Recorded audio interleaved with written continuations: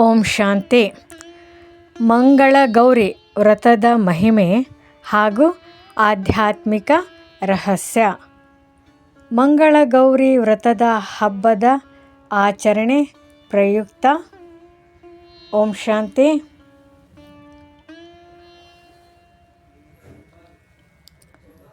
ಮಂಗಳಗೌರಿ ವ್ರತದ ಕಥೆ. ಮಂಗಳಗೌರಿ ವ್ರತದ ಕಥೆಯ ಕೇವಲ ಒಂದು ಪುರಾಣ ಕಥೆಯಾಗಿರದೆ ಸದ್ಗುಣ, ಭಕ್ತಿ ಮತ್ತು ದೈವ ಕೃಪೆಯ ಮಹತ್ವವನ್ನು ಸಾರುತ್ತದೆ. ಈ ಕಥೆಯು ಹೀಗಿದೆ. ಬಹಳ ಹಿಂದಿನ ಕಾಲದಲ್ಲಿ ಓರ್ವ ವ್ಯಾಪಾರಿ ಇದ್ದನು. ಆತನಿಗೆ ಅಪಾರ ಸಂಪತ್ತಿತ್ತು. ಆದರೆ ದುರಾದೃಷ್ಟವಶಾತ್ ಆತನಿಗೆ ಮಕ್ಕಳು ಇರಲಿಲ್ಲ. ಅದೇ ಸಮಯದಲ್ಲಿ ಆ ವ್ಯಾಪಾರಿಗೆ ಒಬ್ಬ ಮಗುವಿದ್ದರೂ ಸಹ ಅದು ಅಲ್ಪಾಯುಷಿ ಎಂದು ಜ್ಯೋತಿಷಿಗಳು ಹೇಳಿದ್ದರು. ಅಂದರೆ 16 ವರ್ಷಗಳ ನಂತರ ಆ ಮಗು ಮರಣ ಹೊಂದಲಿದೆ ಎಂದಿದ್ದರು. ವ್ಯಾಪಾರಿಯು ತನ್ನ ಮಗುವಿನ ಭವಿಷ್ಯವನ್ನು ನೆನೆಸಿಕೊಂಡು ಬಹಳ ದುಃಖಿತನಾಗಿದ್ದನು. ಕಾಲಕ್ರಮೇಣ ಮಗ 16 ವರ್ಷ ತುಂಬಿದನು. ಆಗ ಅವನ ಹೆತ್ತವರು ಅವನಿಗೆ ಮದುವೆ ಮಾಡಿಸಲು ನಿರ್ಧರಿಸಿದರು. ಅವರು ಮಗನಿಗೆ ಒಂದು ಸದ್ಗುಣ ಸಂಪನ್ನ ಕುಟುಂಬದ ಹುಡುಗಿಯೊಂದಿಗೆ ಮದುವೆ ಮಾಡಿಸಿದರು. ಆ ಹುಡುಗಿ ವಿವಾಹದ ನಂತರ ಪ್ರತಿ ಮಂಗಳವಾರ ಶ್ರದ್ಧೆಯಿಂದ ಮಂಗಳಗೌರಿ ವ್ರತವನ್ನು ಆಚರಿಸುತ್ತಿದ್ದಳು.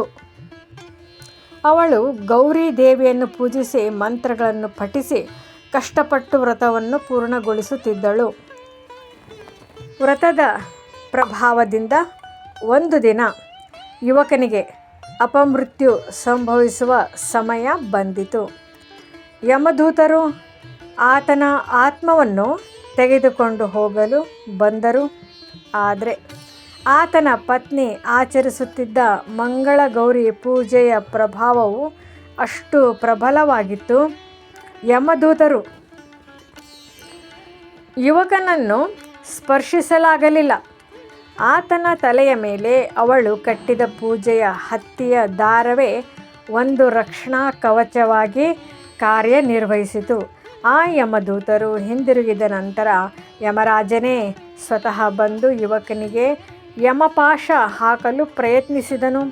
ಆದರೆ ಯಮರಾಜನಿಗೂ ಆತನನ್ನು ಯಮಪಾಶದಿಂದ ಬಂಧಿಸಲು ಸಾಧ್ಯವಾಗಲಿಲ್ಲ.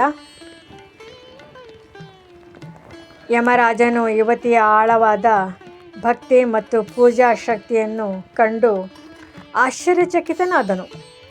ಅವಳ ಈ ಭಕ್ತಿಯು ಎಷ್ಟೊಂದು ಶಕ್ತಿಶಾಲಿಯಾಗಿತ್ತೆಂದರೆ ಅದು ವಿಧಿಯನ್ನೇ ಬದಲಾಯಿಸಿತು.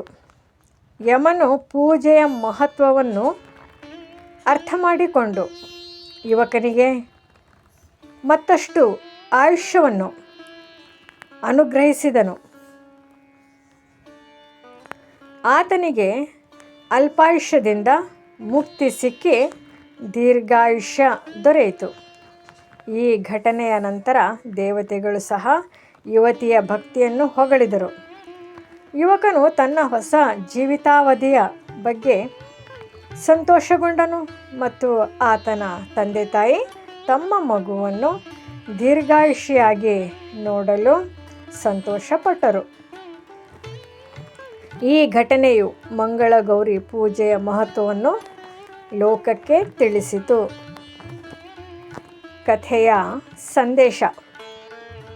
ಈ ಕಥೆಯು ಕೇವಲ ಒಂದು ಪವಾಡವಲ್ಲ. ಇದು ನಮಗೆ ಕೆಲವು ಪ್ರಮುಖ ಸಂದೇಶಗಳನ್ನು ನೀಡುತ್ತದೆ. ಶುದ್ಧ ಭಕ್ತಿಯ ಶಕ್ತಿ. ಕಥೆಯು ತೋರಿಸುವಂತೆ ಬಾಹ್ಯ ಆಚರಣೆಗಿಂತ ಆಂತರಿಕ ಶುದ್ಧಿ ಮತ್ತು ಭಕ್ತಿ ಹೆಚ್ಚು ಶಕ್ತಿಶಾಲಿಯಾಗಿದೆ. ಯುವತಿಯ ಭಕ್ತಿ ಎಷ್ಟೊಂದು ಪ್ರಬಲವಾಗಿತ್ತೆಂದರೆ ಅದು ಮತ್ತು ಮೃತ್ಯುವನ್ನೇ ಹಿಮ್ಮೆಟ್ಟಿಸಿತು. ಪೂಜೆಯ ರಕ್ಷಣಾ ಕವಚ.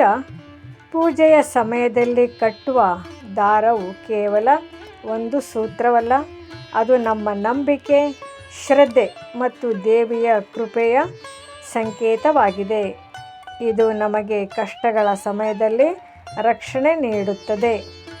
ಕರ್ಮಕ್ಕಿಂತ ಭಕ್ತಿ ಶ್ರೇಷ್ಠ. ಈ ಕಥೆಯಲ್ಲಿ ಕರ್ಮದ ಫಲವನ್ನು ಬದಲಿಸುವ ಶಕ್ತಿ ಭಕ್ತಿಗೆ ಇದೆ ಎಂದು ತೋರಿಸುತ್ತದೆ.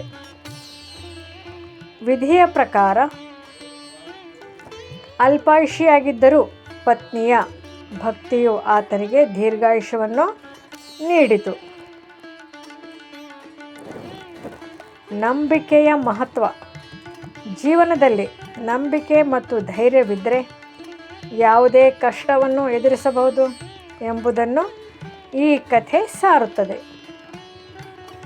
ಈ ಕಾರಣದಿಂದ ಮಂಗಳಗೌರಿ ಪೂಜೆಯನ್ನು ವಿವಾಹಿತ ಮಹಿಳೆಯರು ತಮ್ಮ ಪತಿಯ ಆರೋಗ್ಯ, ದೀರ್ಘಾಯುಷ್ಯ ಮತ್ತು ಕುಟುಂಬದ ಏಳಿಗೆಗಾಗಿ ಆಚರಿಸುತ್ತಾರೆ.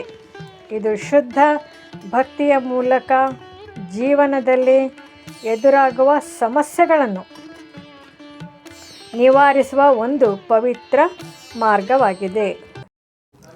ಓಂ ಶಾಂತಿ.